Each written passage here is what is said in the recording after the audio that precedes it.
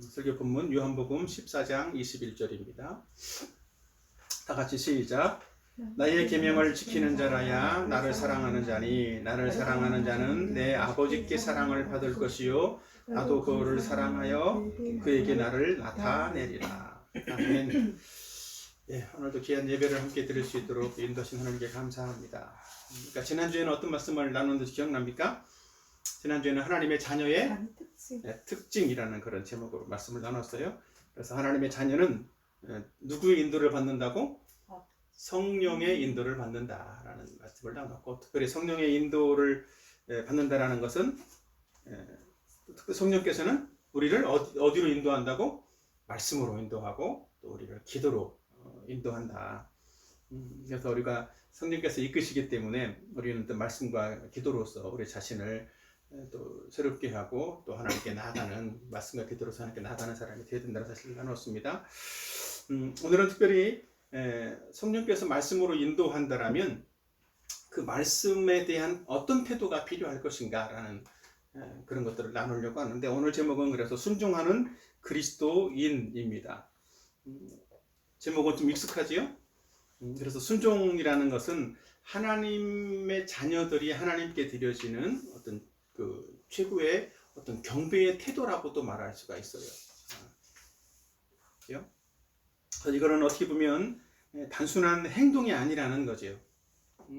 군대말로 말하면 까라면 까라 뭐 이런 말을 있잖아요. 그런 것처럼 그냥 시키면 시키는 대로 한다라는 어떤 그런 의무적인 조항이 아니라 하나님께 드려지는 어떤 우리의 태도라고 하는 것이지. 경외하고 경배한다, 예배한다, 그런 비슷한 의미라고 말할 수도 있어요. 그래서 하나님을 향한 사랑에서 나오는 하나님에 대한 태도, 이것이 순종이라는 거예요. 사랑하지 않는 사람은 순종할 수도 없는 거겠죠. 만약에 사랑하지 않는 사람이 순종한다면 그것은 억지로 하는 것이고 의무 때문에 하는 것이고 가짜라고 볼 수도 있겠죠. 가짜 순종인 거예요. 그러나 우리는 순종하는 그리스도인으로서 우리가 진정으로 그리스도께 순종하는 사람이 되기 위해서 우리가 어떤 태도, 어떤 마음을 또 가져야 되는지, 또 실질적으로 하나님의 자녀들은 어떤 마음을 가지게 되는지, 또 무엇을 추구해야만 하는지, 이런 부분들을 함께 나누려고 합니다. 오늘 우리가 본문 읽었던 것처럼 본문에 보면 하나님의 자녀들이 하나님의 그 말씀에 순종함으로써 내가 하나님을 사랑한다 라고 하는 것들을 증명할 수 있게 된다라고 본문은 말씀하고 있어요. 그래서 하나님의 말씀에 순종하는 사람은 뭐 하는 사람? 하나님을 사랑하는 사람이다 라고 성경은 말씀하고 있기 때문에 하나님을 사랑하는 사람은 마땅히 뭐 해야 된다고? 하나님 말씀에 순종하는 사람이 되어야 되겠죠. 사실은 가만히 이제 순종에 대한 것들을 또 생각해보고 사랑에 대한 것들을 생각해보다가 어린아이가 생각이 났어요. 누군지는 잘 모르지만 이제 그 어린아이들도 어릴 때 아이들을 대해보면 어린아이들도 이제 그 뭐 돌 이전에 이런 갓난아기들도 자기를 이뻐해주고 자기를 사랑해주는 사람이 오라고 그러면 어떨까요? 방긋방긋 이렇게 웃으면서 간단 말이에요. 근데 자기를 사랑해주지 않는 사람이, 또 잘 모르는 사람이 와서 오라고 하고 데려가려고 그러면 어때요? 그 애는 울겠죠, 그죠? 그런 것처럼 사실은 내가 나를 사랑해주고 있구나 라는 것들을, 내가 사랑받고 있구나 라고 하는 걸 느낀다면 마음의 평안함도 가질 수 있고 또 기쁨으로 또 이렇게 나갈 수 있고 순종할 수도 있는 것처럼, 하나님의 자녀들이 하나님을 사랑한다라고 하는 것은 이미 하나님이 나를 사랑하는 것을 경험한 사람들인 거예요. 그죠? 예수님이 십자가에서 나를 위해서 못 박혀 죽었다라는 사실들을 믿고 하나님의 자녀가 된 사람이기 때문에 이미 하나님의 사랑을 알고 경험한 사람들이라고. 그렇기 때문에 나도 하나님을 사랑하는 것이고 그 하나님을 사랑하는 그 마음으로 하나님 말씀에 순종하는 그런 삶을 살게 된다라고 하는 거죠. 그래서 사실은 그리스도인, 또 하나님의 자녀라고 하는 것은 그런 하나님의 사랑을 받은 사람으로서 내가 얼만큼 하나님께 그 받은 사랑이 큰지를 또 확인하는 것이고, 또 그것을 확인하고 안 사람들은 그 하나님의 놀라운 사랑에 반응해서 하나님을 사랑함으로써 하나님 말씀에 순종하는 그런 모습으로 나가는 것이 바로 그리스도인의 삶이고 하나님 자녀의 모습이다라고 하는 겁니다. 이것은 자연스러운 모습이라는 거예요.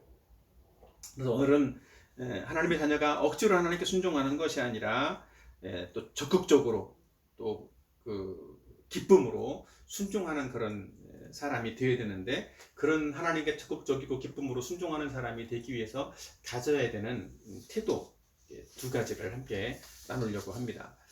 첫 번째로는 하나님의 말씀에 대한 권위를 인정하는 사람이 된다는 거예요. 권위를 인정하는 사람이 된다. 우리 본문 다시 한번 읽어보면 나의 계명을 지키는 자라야 나를 사랑하는 자니, 이렇게 말씀하고 있어요. 보면은 여기서 나의 계명을 지키는 자라고 하는 것은 혹시 예전에 개역 한글 성경에서는 뭐라고 되어 있는지 알아요? 나의 계명을 가지고라고 되어 있었어요. 여기서는 이제 이번 개역 개정으로 바뀌면서 가지고라는 단어가 빠져 있는데, 사실은 성경 헬라어 본문에는 이 가지고라는 그 의미의 단어가 포함되어져 있다고.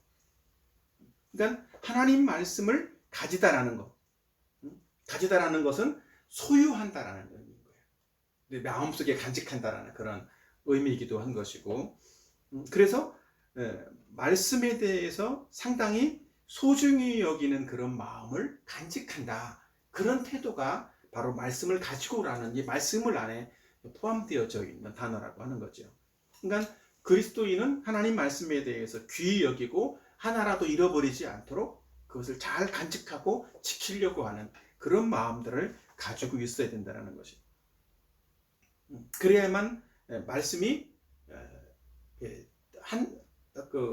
조금이라도 오해되거나 또 퇴색되지 않고 그 말씀이 그대로 변화되지 않고 이렇게 변질되지 않고 보존될 수 있도록, 그래서 그 말씀대로 나도 살아갈 수 있는 사람이 될 수 있도록 만들어 가는 거라는 거죠. 특별히 여기서 이렇게 말씀을 간직한다, 또 소중하게 여긴다, 그런 말들은 특별히 순종과 연관해서 본다라고 하면 단순히 단회적으로 한 번 순종하는 것으로 끝나는 것이 아니라 지속해서 순종한다라고 하는 그런 의미도 포함되어 있어요. 여기 보면 나의 계명을 지키는 자라야, 여기서 지키는 이라고 하는 단어 자체가 이렇게 지속적인, 반복적인, 그리고 현재 내가 계속해서 현재 완료 형태로 계속 뭔가를 지켜나가고 있는 그런 상태를 표현해주는 단어로 되어 있다는 것이죠. 그러니까 성경 말씀은 아담과 하와 때에도 하나님 말씀이기 때문에 아담과 하와 때도 지켜지고 아브라함 때도 지켜졌다라면 지금도 역시 변함없이 지켜주고 순종해 나가야 될 그런 말씀이라는 거예요. 그러니까 지속적인 순종이 요구되는 말씀이라는 거죠. 그러니까 시대가 변했다라고 해서 또 시대의 철학이나 또 문화가 바뀌었다라고 해서 성경이 성경은 우리 시대하고 안 맞아, 성경을 마치 고리타분한 어떤 옛날 고전 책처럼 그렇게 인식해서는 안 된다라는 거예요.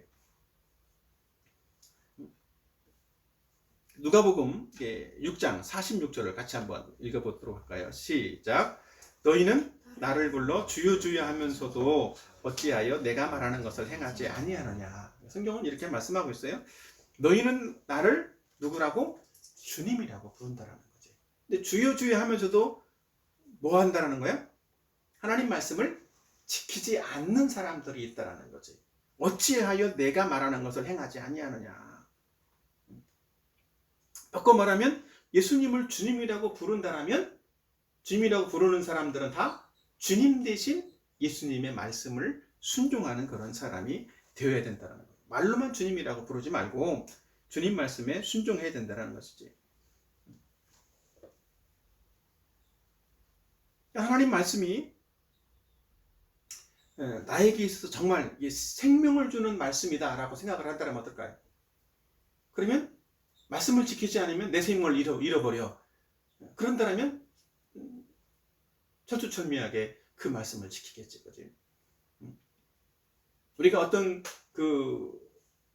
어느 곳에 위험 지역에 가면 옛날에 전쟁 시대나 얼마 전에 저기도 판문점 있는데도 저기 임진각 있는 데를 올라갔었는데 거기도 보니까 이게 군사 지역에서는 이제 그 민통선이잖아요. 민간인 출입 통제 지역에 들어가니까 뭐라고 써 있냐면 지뢰 이렇게 써 있었단 말이에요. 거기에.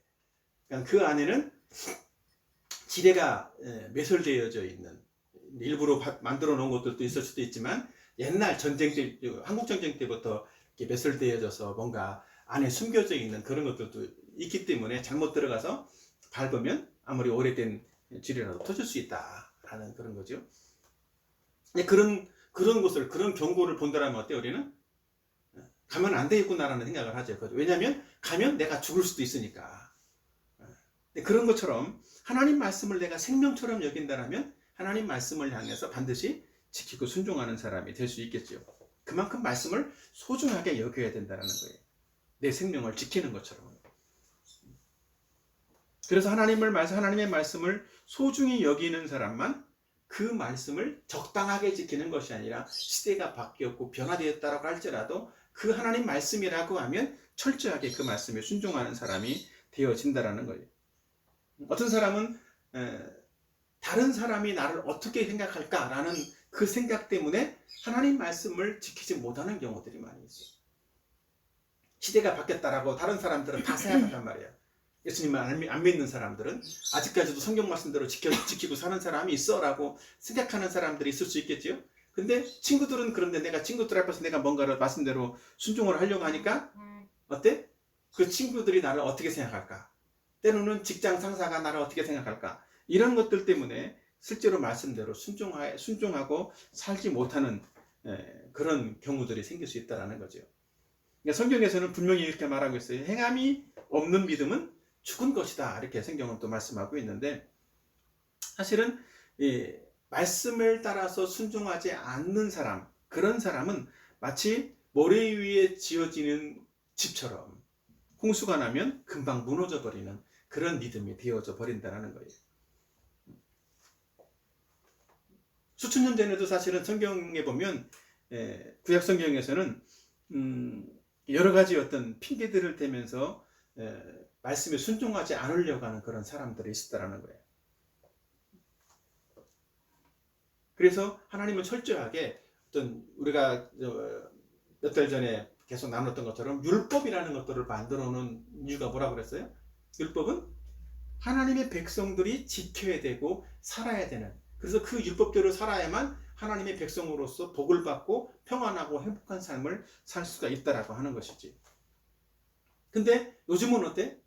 하나님의 법을 안 지키려고 하는 그런 의도에서 아예 사회법으로 정해놓고 불순종하려는 그런 사람들도 있다라는 거예요.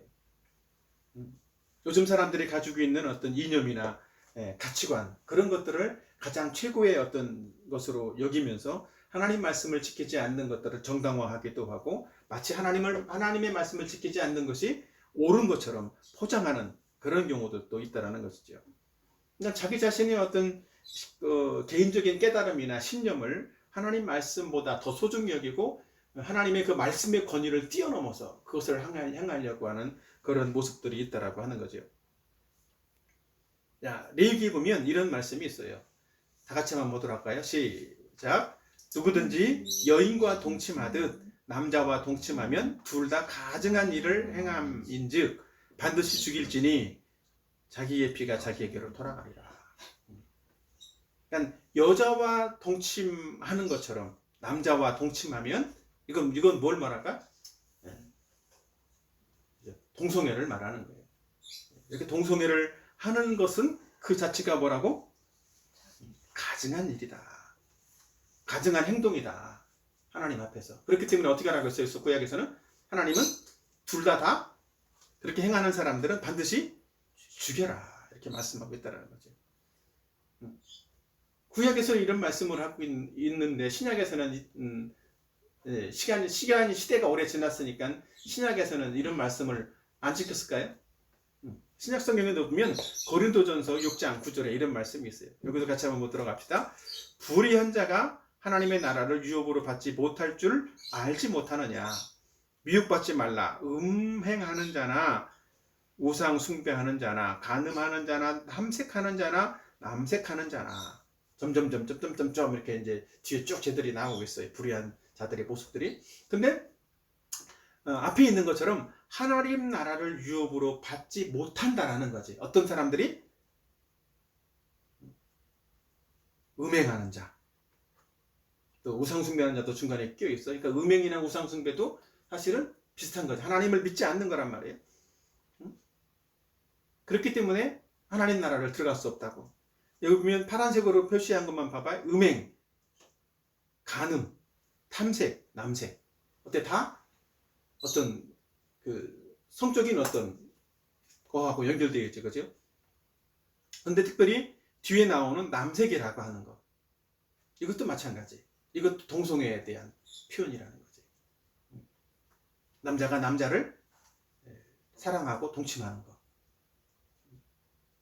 이런 것에 대해서 구약에서는 죽여라 이렇게 말씀하고 있는데, 사실은 구약에서 죽여라라고 말씀하고 있는 어떤 뜻은 단지 생명을 죽이는 것뿐만이 아니라 하나님 나라에 들어가지 못하는 거하고 똑같은 거예요.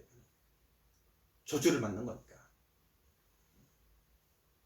근데 여기서도 동일하게 신약에서는 그거를 조금 더 예수님의 어떤 복음의 메시지였기 때문에 신약은 결국은 예수님을 믿는 사람이 아닌 것이고, 이런 사람들은 하나님 나라를 들어갈 수 없는 사람이다 라고 성경은 분명히 말씀해 주고 있다는 것이죠.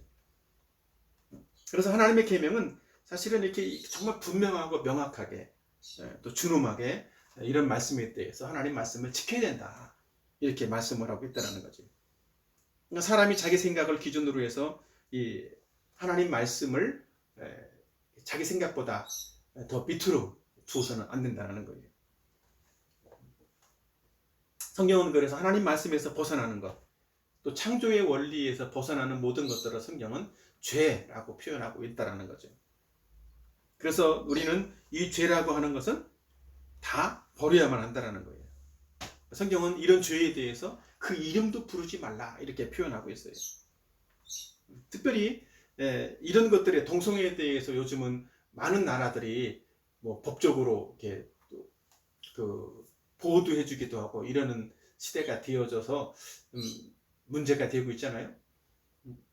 많은 나라들이 이런 것들을 성소수자 이런 사람들에 대해서 차별을 금지해야 된다라고 하는 차별금지법을 만들었다가 많은 나라들이 어려움을 당했고, 우리나라에도 그런 움직임들이 정치인들 중에서 그런 사람들이 계속 있기 때문에 국회의원들이 어떤 당에서는 그런 것들을 계속 발의를 하고 차별금지법을 만들어서 포괄적인, 그냥 그 개인에 대한 문제가 아니라 개인을 뛰어넘어서 포괄적인 차별금지법을 만들어서 이런 것을 이렇게 이제 이런 식의 설교도 하면은 고발당하고 또 벌금도 내고 또 감방에 가야 되는 일들도 차별금지법이 만들어지면 그런 일들이 생길 수도 있을 거예요. 그거는 어느 정당의 문제이기도 하고 어느 개인의 문제이기도 한 거예요.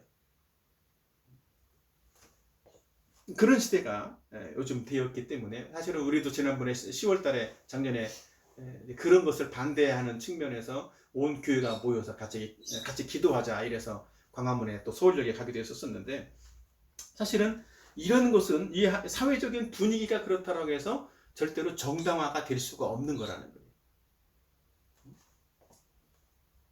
만약에 지금은 그 사람들이 성소수자이기 때문에 소수자이니까 보호해야 된다 그랬는데, 보호를 하다 보면 그런 사람들의 숫자가 어떨까요? 점점 많아지게 되어 있어. 지금 서구 유럽이나 미국 같은 경우가 다 그렇다는 말이에요. 처음에는 적은 수였는데 갈수록 많아졌어. 그러니까 지금은 소수자가 아니라 대수자가 되어버렸단 말이에요. 많은 사람이 그렇게 되어졌고 그거를 강요하는 시대가 되어버렸다고. 그러니까 어린 아이들한테도, 초등학생 아이들한테도 너는 그거를 할 수 있어. 해도 괜찮아. 이렇게 가르친다는 거지. 오히려 할 수 있도록 자꾸 조장을 하고, 때로는 오히려 그렇게 안 하는 사람이 이상한 것처럼 여겨지는 그런 분위기로 만들어진다는 거예요. 그것을 정당화한다라고 하면 오히려 그거를 강요받는 분위기가 된다라고 하면 그 시대는 마치 소돔과 고모라와 같은 그런 시대가 돼버리는 거예요. 롯이 살았던 창세기 19장에 보면 롯이 살았던 그 곳이 있었었는데 소돔과 고모라 성이 바로 그런 성이었다고. 천사들이 롯의 집에 방문을 했어요. 근데 그 사람들이 그 천사들을 보고 달려온 거야. 롯의 집으로. 그 천사들이 사람들이 보기에는 건장한 난자처럼 보였다라는 거지. 그래서 롯의 집에 와가지고 롯에게 마치 롯을 죽이려고 하듯이 달려와서 천사 그 사람들을 니네 집에 들어온 두 청년을 내놔라. 우리가 그와 상관하겠다. 이런 얘기를 하고 있다고. 바로 그것은 우리가 동네에 많은 젊은 사람, 노인을 불구하고 많은 사람들이 다 왔다라는 거예요. 그러면서 우리가 그 사람과 상관하겠다. 우리가 그 사람과 동성애를 하겠다라고 롯의 집에 방문했다라는, 롯의 집으로 찾아왔다라는 거예요. 그런 것들을 보면 롯이 살고 있던 소돔과 고모라 성은 분위기가 그런 소수자가 아니라 롯 외에는 모든 사람이 다 그런 의식들을 가지고 있는 시대였다라는 거죠. 그래서 그날 그 땅이 멸망받는 그런 땅이 되어버렸죠. 그래서 우리는 이렇게 하나님의 말씀을 따라서 하나님의 말씀의 권위를 인정하고 하나님 말씀을 소중하게 여겨야만 하나님 주시는 어떤 복과 은혜를 또 하나님 약속하신 것들을 풍성히 받아 누릴 수 있는 그런 사람이 되는 것입니다. 그래서 하나님의 자녀라면 하나님 말씀에 순종하기 위해서 가장 먼저 가져야 될 태도는 하나님 말씀을 최고의 권위에 두는 그런 태도가 필요하다라고 하는 겁니다. 그래서 그럴 때 그런 사람만 하나님 말씀에 순종하는 거예요. 그 권위가 무너지면 자꾸 핑계를 대는 거예요. 이걸 이래서 안 되고, 이런 환경 때문에 안 되고, 저것 때문에 안 되고. 그 권위를 명확하게 인정하고 또 세워갈 수 있는, 그래서 하나님 말씀에 철저하게 순종할 수 있는 그런 저와 여러분이 됐으면 좋겠습니다. 아멘. 자, 두 번째로는 한 걸음 더 나아가서 두 번째로는 거룩을 향한 갈망을 가져야 된다는 거지. 하나님 자녀는 하나님 말씀에 순종하려면 이 거룩을 향한 갈망을 가져야만 하는 거예요. 여기 보면 나를 사랑하는 자가 계명을 지킨다라고 말씀을 하면서 나를 사랑하는 그 사람에게 하나님도 사랑할 것이고 예수님도 사랑해서 그 사람에게 뭐 한다고? 나를 나타낼 것이다 라고 말씀을 하고 있어요. 나타낸다. 하나님을, 예수님을 보여준다라는 의미이기도 하지만 더 나아가서는 예수님의 마음을 알려주고 왜 이것을 말씀을 순종하라고 하는지, 또 사랑한다라는 것이 무엇인지, 이런 것들에 대해서 깊이 있는 어떤 숨겨진 본래의 어떤 의도와 의미들을 알려주신다라고, 알게 된다라고 말하는 거예요. 그러니까 하나님 말씀을 단순하게 순종하는 것, 권위를 둔다라고 하면 그 권위를 두는 것뿐만 아니라 왜 하나님 말씀을 최고의 권위를 두고 순종해야 되는가 라고 하는, 하나님은 왜 이 말씀을 최고의 권위에 두고 순종하라고 하시는가, 그 의도가 있잖아요. 그치? 내가 니네보다 제일 높으니까 무조건 내 말 들어, 이렇게 독재자처럼 하는 것이 아니라 분명히 하나님의 그 의도는 뭐라고요? 우리를 거룩하게 만들려는 것이라고. 자, 한번 보도록 합시다. 레위기 20장 26절 다 같이 한번 읽어보도록 해요. 시작. 너희는 나에게 거룩할지어다. 이는 나 여호와가 거룩하고 내가 또 너희를 나의 소유로 삼으려고 너희를 만민 중에서 구별하였습니다. 거룩해라 이렇게 말씀을 하고 있죠. 그죠? 그러니까 너희는 나에게 거룩해라. 그러니까 하나님을 향해서 거룩하라는 거야. 왜? 내가 거룩하기 때문에. 그 말은 나에게 거룩하라는 말이 뭐예요? 내가 거룩한, 하나님이 거룩한 분이기 때문에 거룩한 기준을 가지고 내가 너희들한테 말했잖아. 그 말에 권위를 가지고 권위를 인정하고 순종하는 것이 나에게 거룩해지는 거야. 이렇게 말씀을 했다라고. 그러니까 그렇게 순종하다 보면 어떻게 된다고? 거룩한 사람이 되는 거죠. 우리도. 특별히 하나님이 우리를 구원하신 이유가 뭐라고 그랬어요? 만민 중에서 너희를 거룩하게 하려고, 내 소유를, 거룩한 나의 소유를 삼으려고 구별한 것이다. 다른 말로 말하면 그래서 너희를 구원한 거야. 너희를 하나님 자녀 삼은 거야. 이렇게 말씀하고 있는 거란 말이죠. 그래서 하나님 말씀을 순종하라고 하는 것, 또 성경을 지키라고 말하는 것은 어떤 측면에서는 권면이 아니에요, 사실은. 성경에서는 순종하라고 하는 명령을 주신 거라고. 해도 되고 하지 않아도 되는 것이 아니라 반드시 지켜야만 하는. 그래서 하나님의 자녀라면 반드시 순종을 해야 되는 거예요. 왜? 어떤 의도 때문에? 우리를 거룩한 삶을 살고 세상 사람, 하나님 믿지 않는 사람들과 구별된 사람이 되기 위해서. 하나님 자녀는 구별된 사람인 거예요. 구원받은 사람은 구별된 사람인 거라고. 그러니까 구원받았는데 세상 사람들과 가치관이나 삶이 똑같아. 그럼 뭐야? 구별된 게 아니잖아. 그러면 그 사람은 하나님의 사람이 아니라는 거지. 그래서 하나님께서 이 남자와 동침하는 동성애, 또 여자는 여자끼리 동성애도 한단 말이에요. 그런 동성애를 금하셨다라면 우리는 어떻게 해야 돼? 그 하나님 말씀에 순종해야 된다고. 특별히 하나님이 동성애를 금한 이유는 뭐 때문이라고? 우리 자신의 거룩함 때문에 금하신 거예요.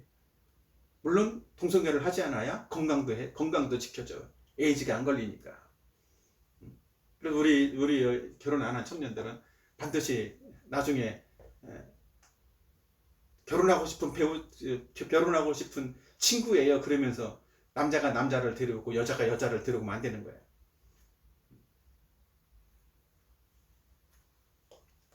우리는 우리의 거룩함을 지키기 위해서 하나님 자녀로서 우리의 정체성인 거지, 그것이. 그런 열망을 가져야 된다는 거예요. 거룩을 향한 열망. 많은 세상 사람들이 하나님 말씀을 인정하지 않고 또 하나님의 신성과 예수님의 신성이나 또 예수님의 인성도 인정하지 않는 그런 사람들이 있어요. 그것을 우리는 이단이라고 부르잖아요. 근데 단순히 예수님의 신성이나 인성이나 뭐 삼위일체나 이런 것들을 인정하지 않는 이단들도 있지만 어떤 이단도 있냐면 반율법주의자 이단들도 있어요. 우리나라에도 있어. 반율법주의자가 뭔 줄 알아요? 율법은 옛날 거니까, 구약성경은 옛날 거니까 다 지금은 필요하지 않은 거야. 우리는 율법에서 벗어나서 구원받은 의인이 되었기 때문에 더 이상 하나님 말씀은, 계명은 지키지 않아도 돼. 이렇게 생각하는 사람들이 반율법주의자예요. 그러니까 구원받았기 때문에 이제 어떻게 된다고? 이제 내 마음대로 살아도 된다라는 거지. 내 마음대로 살아도 우리는 천국 가는 열차 티켓은 받아놨으니까 우리의 구원은 유지가 된다. 그렇게 생각하는 사람들이라는 거죠. 근데 그런 사람들은 어때? 거룩함이 없는 거라고. 그치? 그래서 우리는 하나님의 자녀로서 마땅히 이 거룩을 향한 어떤 열망들을 가져야만 하는 거예요. 로마서에서도 분명히 이제 그런 말씀을 하고 있는데, 로마서 5장 20절 이후에 보면 죄가 더한 곳에 은혜가 더욱 넘친다, 이런 말씀이 있어요. 정말 우리가 죄인으로서 하나님의 은혜 때문에 넘치는 은혜로 구원받은 사람이라면 우리는 어떤 삶을 살아야 돼? 거룩한 삶을 살아야 한다는 거지. 근데 은혜가 넘치는 곳에 죄가 더하는 곳에 은혜가 넘쳤다라고 해서 죄 가운데 거한다라면 어떻게 된다고 그랬어요? 그럴 수는 없다라는 거지. 한번 읽어볼까요?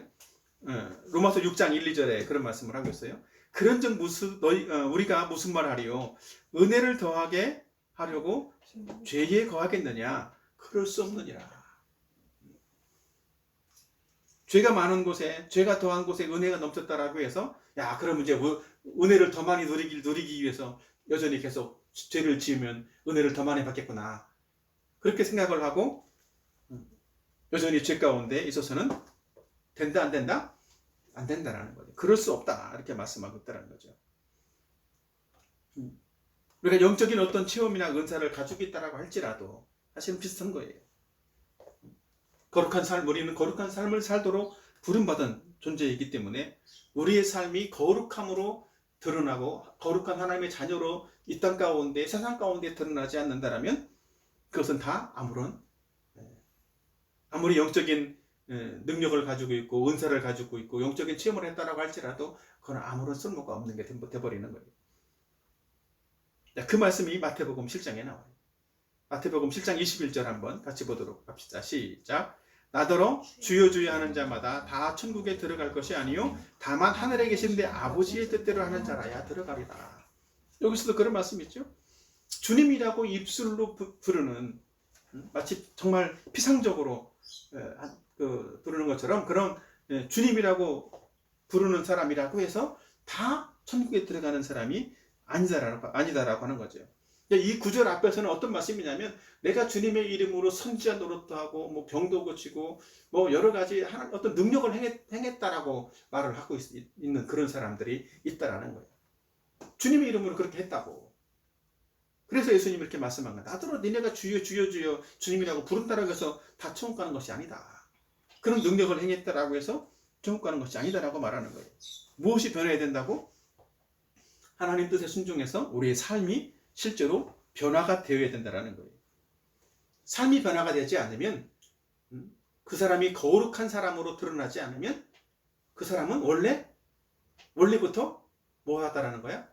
거룩한 사람으로 거듭난 사람이 아니다라는 거지. 거룩한 사람으로 거듭난 사람, 하나님의 거룩한 그 씨로 거듭난 사람이 되어야만 어떻게 된다고? 거룩한 삶으로 변화되는 사람이 되기 시작한다는 거죠. 그건 자연스러운 변화인 거예요. 거룩한 사람이 되지 않았는데 행동만 거룩해지려고 열심히 노력하면 거룩한 사람이 될 수 있을까요? 그건 안 된다는 거죠. 그건 한계가 있는 거예요. 그거는. 그래서 성경은 그 나무는 그 열매로 안다라고도 표현하고 있는데, 열매를 보니까 그 나무가 원래 어떤 나무인지를 알 수 있는 거잖아요. 사과 열매가 맺히는 거 보면 사과나무구나 아는 것처럼, 거룩한 열매가 거룩한 삶이 맺혀지는 걸 보면 이 사람은 원래 거룩한 사람이구나, 거룩한 사람으로 변화된 구원받은 하나님의 자녀이구나, 이런 것들이 드러나게 된다는 것이죠. 그래서 야고보서에서도 이런 말씀을 하고 있어요. 야고보서 2장 26절에 보면 영혼 없는 몸이 죽은 것 같이 행함이 없는 믿음은 죽은 것이라. 행함 자체가 없다라면 믿음 자체는 처음부터 죽은 믿음이다. 산 믿음이 아니라는 거야. 가짜라는 거지. 또 데살로니가 전서 4장 3절 7절에도 보면 하나님의 뜻은 이것이니 너희의 거룩함이라. 곧 음란을 버리고. 여기서도 하나님의 뜻, 거룩을 얘기하면 가장 먼저 나오는 게 음란이야. 그죠? 7절에도 보면 하나님이 우리를 부르시면 부정하게 하심이 아니요 거룩하게 하심이니. 아까 얘기 말씀이랑 비슷하잖아. 그죠? 우리를 부르신 것은 우리를 거룩하게 하기 위해서 우리를 불렀다라는 것이죠. 그래서 하나님의 자녀들은 하나님의 말씀대로 순종해 살고 싶어지는 그런 마음, 그 마음속에 소원하는 마음을 주신다고 그랬어요. 그래서 점점 하나님의 자녀로서 또 거룩해진 어떤 하나님의 자녀로 태어났다라면 삶도 신분뿐만 아니라 실제의 삶도 거룩해지도록 그런 어떤 사람으로 변화되어져 간다라는 거죠. 그런 열망들, 소원하는 마음이 그 마음 속에 생긴다라는 거예요. 그래서 거룩한 삶을 추구하게 되는 거죠. 그래서 하나님의 자녀라면 죄를 지었을 때 어떤 마음이 들까요? 아까 얘기했던 것처럼 반율법주의자처럼 나는 구원받았으니까 내 마음대로 살아도 돼, 이렇게 생각하는 것이 아니라, 구원받은 거룩한 하나님의 자녀라면 죄를 지었을 때 죄책감이 드는 거예요. 나는 하나님의 자녀인데 이렇게 죄를 지으면 안 되지. 그 죄책감을 누가 줄까요? 성령님이 주시는 거예요. 우리 마음속에 성령께서 우리의 죄를 꾸짖으시는 거라고. 야, 너는 그 죄 지은 거잖아, 이렇게 말씀을 하고 있는 거라는 거죠. 양심의 어떤 가책을 넘어서서 책망과 꾸지람과 어떤 그 죄책감을 가지게 되는 거예요. 그러니까 죄책감을 갖는, 구원받은 사람이 죄책감을 갖는다는 것은 어떤 측면에서는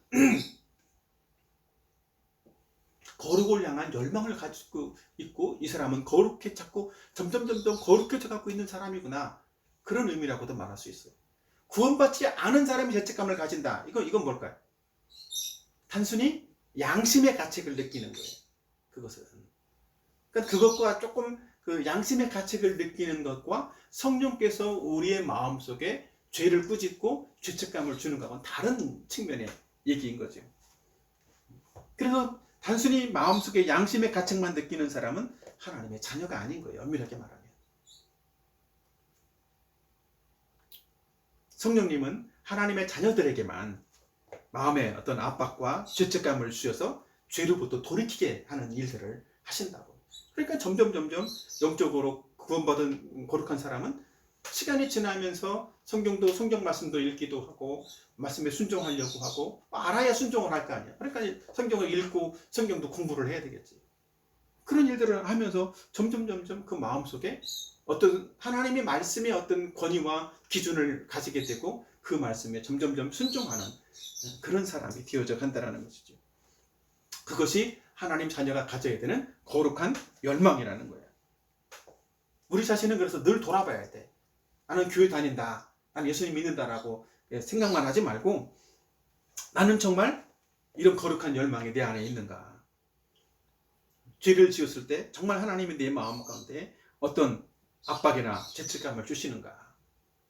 때로는 이것도 저것도 괜찮아. 이래도 괜찮아. 라고 하는 어떤 그런 정당화하고 때로는 어떤 그 요한계시록 3장에 있는 것처럼 정말 라오디게 교회처럼 미지근한 그런 심장, 미지근한 그런 신앙을 가지고 있지는 않은가. 자기 자신을 돌아봐야 된다는 것이지. 어떤 사람은 주일 성수도 마찬가지예요. 주일날 교회 와서 같이 예배 드릴 때 실제 예배를 같이 예배도 드려야지. 예배 드릴 수 없는 상황에 내가 병원에 입원했다. 아프다. 그렇다면 최소한 예배 처음부터 시작해서 처음 찬양부터 시작해서 축도 마치는 시간까지 실시간 예배라도 유튜브로 틀어놓고라도 같이 찬양도 같이 하고 예배도 같이 드려야지. 그치? 자기 편의주의에 따라서 의도적으로 놀러가서 예배드리고 겨울이면 스키장 가서 유튜브 틀어놓고 예배드리고 한다고 그렇게 물론 스키장 가서 예배드리는 그 예배를 하나님이 안 받아주시는 건 아니겠지. 그러나 우리의 마음의 태도가 다른 거라는 거예요. 내가 어쩔 수 없어서 교회에 못 가서 이렇게 하는 것이 아니라 스키장 가서 놀기 위해서 아침부터 새벽부터 일어나서 스키 타고 잠깐 예배 시간에 예배 드리고 또 이어서 스키 타러 가자. 이런 마음이라면 그건 거룩함이 아니라는 거죠. 어떻게 보면. 그죠? 그래서 우리가 정말 거룩함을 추구하는 사람이라면 성경을 읽는 거, 우리 계속 지금 성경 읽기에 대한 거 하고 있잖아요. 성경을 읽는 것도 읽어야 돼. 왜? 하나님 말씀이 무엇인지 알아야 순종하고 거룩해지지. 또 성경 공부도 해야 돼. 나 혼자 읽어서는 잘 이해가 안 되는 것들을 성경 공부를 통해서 서로 나누고 배우고 깨닫게 되는 거니까. 사실 성경 공부를 통해서 성경께서 많은 것들을 알려주시고 깨닫게 해주신다고. 오히려 이런 설교보다도 개인적인 앉아서 성경 공부하는 시간이 더 많은 깨달음을 더 얻을 수 있다는 거죠. 뿐만 아니라 기도하는 일들 소중히 여겨야 되는 거예요. 지난번에 얘기한 것처럼. 그러니까 그런 일들을 멈추고 있고 중단하고 있는데 마음이 편하고 기쁘고 좋다? 그건 이상한 거란 말이죠. 그죠? 하나님 앞에서 드려야 되는 온전한 11조도 마찬가지인 거예요. 요즘 많은 교회들이 어떤 교회들은 그런 교회들이 지금 많이 생겨나고 있어요. 11조는 구약 거니까 지금은 안 지켜도 된다. 안 해도 된다. 반율법주의자들이 있어요. 그것도. 유튜브 봐봐. 그렇게 유튜브에 11조라고만 쳐서 검색을 해봐도 그 11조는 안 해도 된다. 내가 지금까지 여러분들이 지금 다 속았다. 11조의 노예로 살았다. 내가 여러분들에게 자유를 주겠다. 이러는 목사들이 있어요. 11조 안 해도 된다. 그건 거룩해 가지고 가는 것이 아니라는 거예요. 자, 우리는 우리 자신이 정말 피상적인 신앙생활을 하고 있는지 우리 자신을 좀 돌아봤으면 좋겠어요. 그리고 항상 두렵고 떨리는 마음으로 거룩을 향한 그런 열망들을 품는 저와 여러분이 되었으면 좋겠습니다. 아멘. 그래서 정말 우리가 행복해지려고 하는 그런 어떤 마음보다 거룩해지려고 하는 그런 열망을 좀 더 가지면 좋겠어요. 여러분 다 행복해지고 싶죠, 그죠? 여러분 인생에 참 행복해지길 원할까요, 그죠? 근데 그 행복해지려는 열망보다는 거룩해지려고 하는 갈망, 거룩해지려고 하는 그 열망을 더 가져보라고. 행복해지려는 열망보다 정말 거룩해지려는 그 열망이 내게 더 큰가. 그런 것들을 돌아보면서 오늘 또 하나님 말씀에 순종하는 저와 여러분의 생애가 되기를 예수님의 이름으로 축복합니다.